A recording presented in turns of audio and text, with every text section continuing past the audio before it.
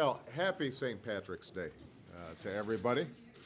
I want to welcome Taoiseach Brian Cowen and his lovely wife on their first visit to the White House for this wonderful St. Patrick's Day tradition. This is the first for both of us, and with a little bit of luck, I'm sure we'll get it right. We are pleased to be joined by a statesman who worked as hard as anybody to usher in an age of peace in Northern Ireland, and that is my now Middle East envoy, because he's a glutton for punishment, Senator George Mitchell.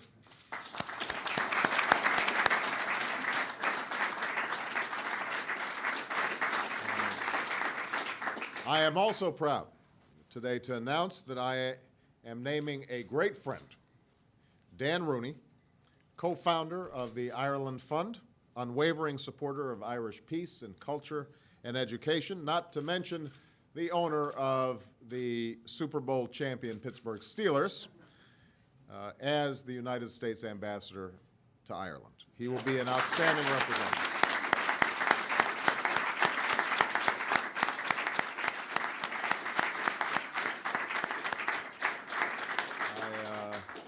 Just a private note here. Dan is a great friend. He and his family are as gracious and thoughtful a group of people as I know, and so I know that he is just going to do an outstanding job. And the people of Ireland, I think, will benefit greatly from him representing the United States there.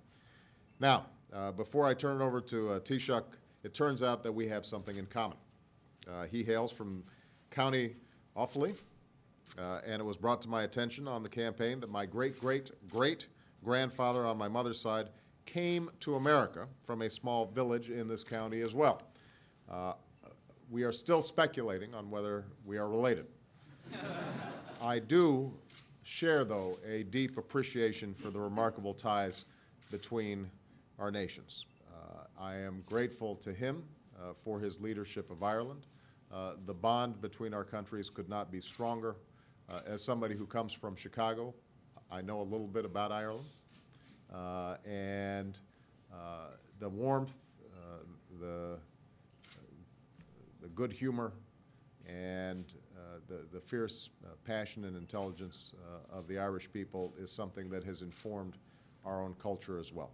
And so that's why this day and this celebration is so important. So with that, what I'd like to do is let Taoiseach say a few words, and then I believe he's got something to give me. Thank you.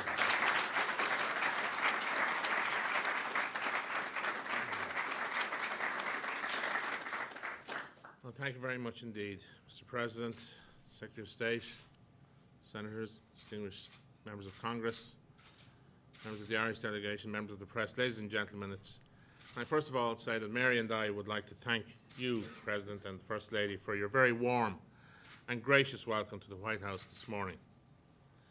Your invitation to meet today and to host this ceremony honours Ireland and all her people at home and abroad. And I want to, in the first instance, greatly welcome your appointment of Dan Rooney, and we look forward to Dan and Pat coming to Ireland. They will be very welcome. They are regular visitors. They know Ireland so well.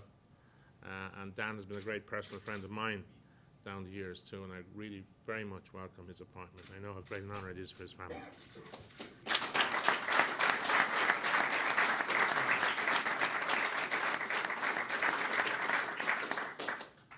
Can I say, Mr. President, that you were saying you're trying to work out if we were related or not? I just want to say that I have checked, and unfortunately there are no Carneys on the electoral register anymore in my electoral district.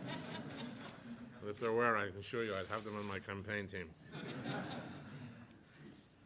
I hope, of course, someday to reciprocate your great hospitality by welcoming you and Mrs. Obama to Ireland, where we will offer you the warmest of Irish welcomes, I can assure you.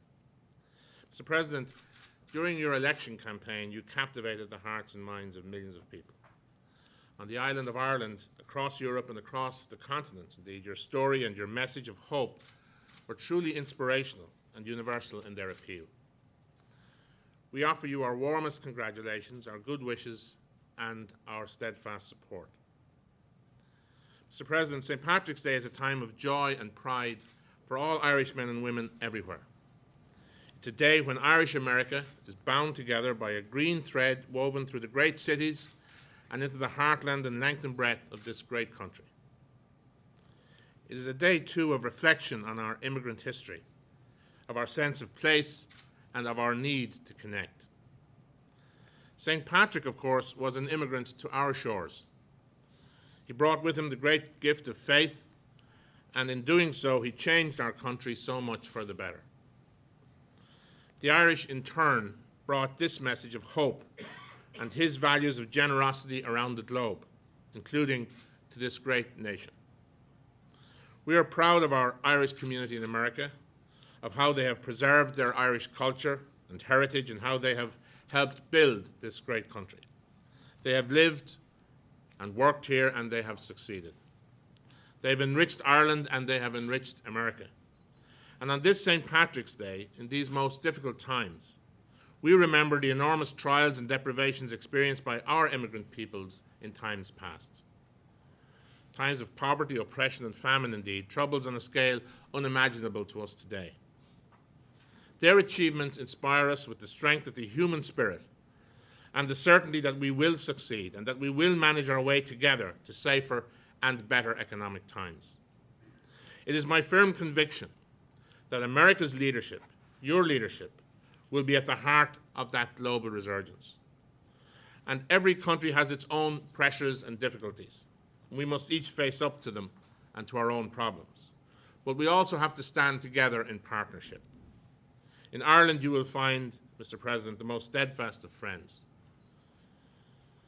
Time and again in our history, we have looked to America for leadership on the long and often difficult road to peace. At the darkest moments, the United States has been a constant source of hope, a reservoir of support, and a steady and trusted guide. The contribution of the United States has been immeasurable. And some of those who played a central role in our peace process are with us today, including your Secretary of State, Hillary Clinton, and of course, our dear friend, Senator George Mitchell. I wish them well in their work for peace in the Middle East. And I know that their work in Ireland will help to give them the strength and wisdom they will need in the months and years ahead. We all know that the process of peace building and of reconciliation takes patience and perseverance. In recent days, an evil, unrepresentative, and tiny minority has challenged the democratic institutions which we have built together in Ireland.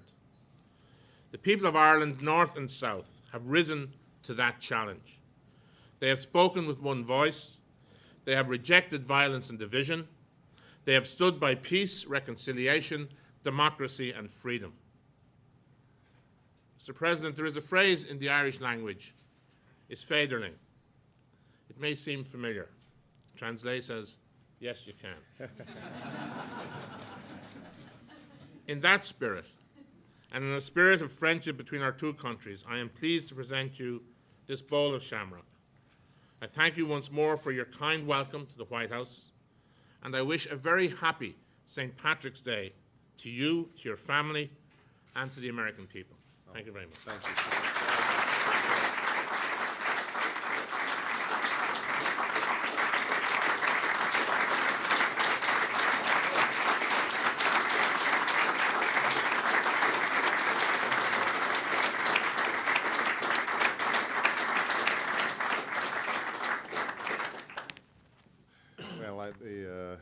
Let me try that again. It's Federland, huh? It's Federland. It's Federland. All right, I got that. Yes, we can. I want to thank the Taoiseach and the people of Ireland for this beautiful bowl of shamrocks. Not only does it symbolize the deep and enduring bond between our peoples, but it serves as a hopeful reminder that whatever hardships the winter may bring, the eternal promise of springtime is always around the corner. Now, the contributions of the Irish to the American story cannot be overstated. Irish signatures are on our founding documents. Irish blood's been spilled on our battlefields. Irish sweat went into building our greatest cities. We are better for their contributions to our democracy, and we're richer for their art and their literature, their poetry, and their songs. Rarely in world history has a nation so small had so large an impact on another. Tens of millions of Americans trace their roots back to the aisles. And on St. Patrick's Day, many millions more claim to. On behalf of them and all Americans, I thank the Irish people for this gift and for all that they've contributed to the chronicles and the character of America. And I do want to share briefly a few words about the recent attacks in Northern Ireland. Almost 11 years ago, the world watched with wonder as brave men and women found the courage to see past the scars of generations of violence and mistrust and come together around a future of peace.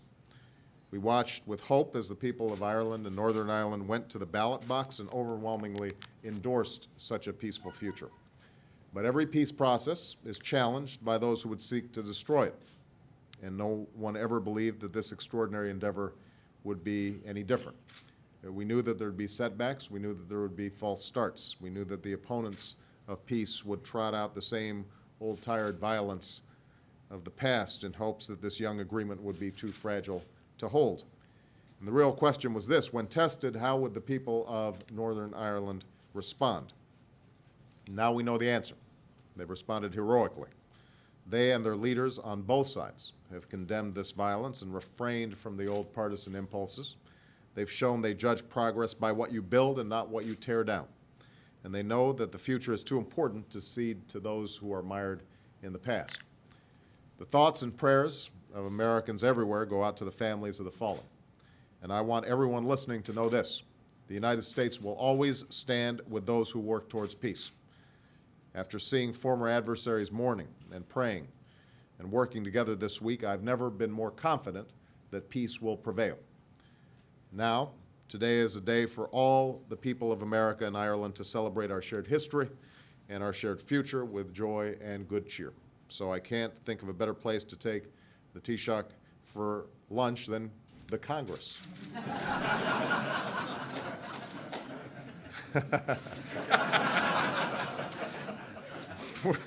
We'll be, that was good, wasn't it? You like that? We'll be heading there shortly for the annual Speaker's St. Patrick's Day luncheon, a tradition in which Democrats and Republicans put aside partisanship and unite around one debate only: who is more Irish than whom? So I thank the Taoiseach in advance for bringing relative peace to Washington for at least this day. Thank you very much, everybody.